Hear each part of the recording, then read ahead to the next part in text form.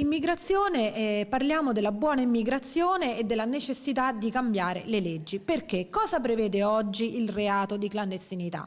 Allora, il reato di immigrazione clandestina è stato introdotto nel nostro Paese nel 2009, quindi di recente. Peraltro noi come Italia dei Valori lo abbiamo anche contrastato nel momento della sua formulazione.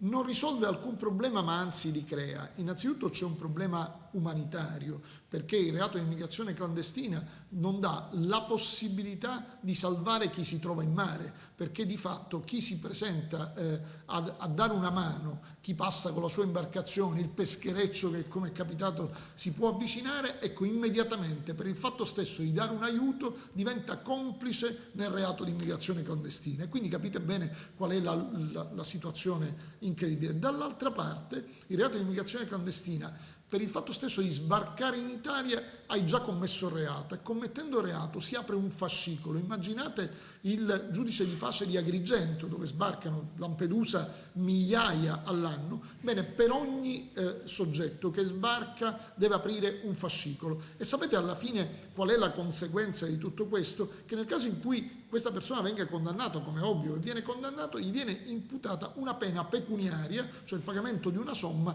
da 5.000 a 10.000 euro, che evidentemente non pagherà mai. Immaginate un clandestino che sbarca, che scappa dalla sua terra dove non c'è libertà, dove c'è guerra, dove c'è miseria, deve pure darti 5.000 o 10.000, è impossibile. Per cui non hai fatto altro che intasare la giustizia, cosa che peraltro è importante, e quindi spendere soldi, e dall'altra parte non risolvere il problema. Quello che noi diciamo è che c'è una soluzione: bisogna salvare le vite umane, perché non è possibile che il canale di Sicilia sia diventato un grande cimitero subacqueo, e dall'altra parte però l'Europa si deve far carico di tutto questo.